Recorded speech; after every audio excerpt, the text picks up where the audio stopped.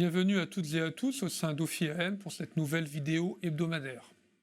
On a eu une semaine marquée par une excellente tenue des marchés actions et on va essayer de comprendre pourquoi. Pour moi, il y a 4 facteurs. Le premier facteur, c'est un chiffre d'inflation qui a été publié aux États-Unis qui commence à laisser entendre qu'on pourrait être sur un pic. Donc un chiffre d'inflation toujours très fort, mais moins fort que prévu. Et donc les marchés considèrent que dans ce cas-là, les banques centrales, notamment la Fed, pourraient être un peu moins agressives dans la remontée des taux que prévu. Alors vous savez qu'on attend finalement une hausse des taux aux États-Unis jusqu'au mois de mars à peu près, jusqu'au tour de 5% pour les taux courts, et en Europe jusqu'au mois de juillet environ autour de 3%. Alors là, ces chiffres ont pu laisser croire au marché que la hausse pourrait être un peu moins forte, toujours un pic au mois de mars, mais peut-être en dessous de 5. Donc on a eu aussi des taux longs qui se sont détendus, puisque en fait, si on considère que le pic des taux courts, en gros, est à l'échéance du printemps, de l'été, et que derrière, on aura un plateau, puis une redescente de ces taux courts, les taux longs viennent se poser à peu près au niveau des taux courts, voire en dessous si on considère que les taux vont rebaisser. Donc là, c'était la première raison. La deuxième, c'est des élections américaines qui finalement ont été favorables aux démocrates, puisqu'il n'y a pas eu le raz-de-marée républicain qu'on attendait. Et alors, qu'est-ce que ça veut dire? Ça veut dire que finalement, Joe Biden aura les mains libres pour continuer notamment son programme d'aide à l'Ukraine, et qu'il il n'y aura pas de dissonance au sein des pays occidentaux par rapport à cette aide, et peut-être finalement une sortie du conflit peut-être un peu plus tôt que prévu.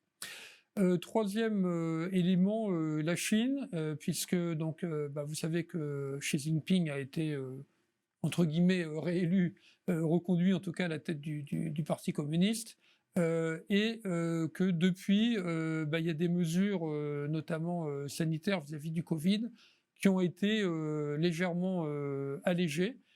Qui dit mesures allégées dit économie qui repart un peu plus fortement en Chine, donc au niveau mondial. Et enfin, quatrième raison, des résultats trimestriels qui maintenant ont été entièrement publiés, donc ce qu'on appelle le Q3, hein, les 9 premiers mois de l'année, et pas de mauvaise surprise en moyenne, puisqu'on n'a absolument aucune révision, enfin, en moyenne, pas de révision en baisse des résultats 2022.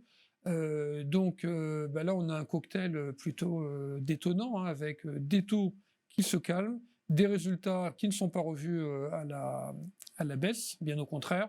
Donc la variable d'ajustement, c'est les cours de bourse qui ont progressé vivement. Alors, vous savez qu'on était revenu positif, on avait relevé d'un cran notre recommandation sur les marchés actions fin septembre, hein, en sortant de la neutralité. Mais là, à ce moment-là, le CAC 40 était à 5750.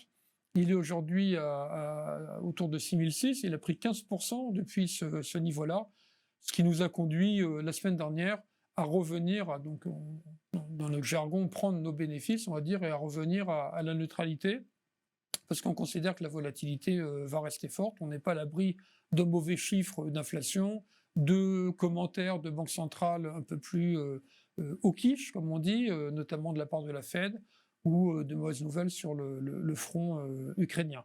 Donc on peut avoir de la volatilité. Pour autant, ce qu'on disait le mois dernier, c'est-à-dire que beaucoup de mauvaises nouvelles étaient dans les cours, on continue à le penser, mais si on revenait évidemment au niveau qui était le niveau des indices fin septembre, on redeviendrait positif, mais enfin là, il faut tenir compte de la forte hausse qu'on a eue. Sur les marchés obligataires, on considère toujours qu'on a des nouveaux niveaux de rendement, notamment sur le segment high yield et investment grade, relativement attrayants, hein, si on considère effectivement que les taux sont pas loin les taux courts sont pas loin de leur pic, et que du coup les taux longs anticipent ce pic. Donc un peu plus favorable sur les segments obligataires. Et donc neutralité sur les actions pour l'instant, mais enfin vous avez pu apercevoir une volatilité extrême.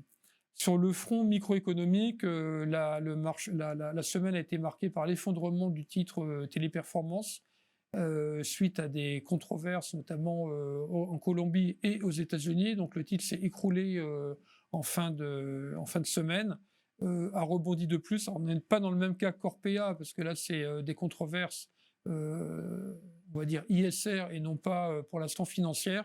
Mais effectivement, comme le titre était présent dans pas mal de portefeuilles de la place ISR, malgré les controverses, bah, toutes ces gestions ont vendu en se disant que le titre risquerait d'être dégradé. Et évidemment, ça a pesé considérablement donc en fin de semaine sur le titre qui s'est un peu repris depuis.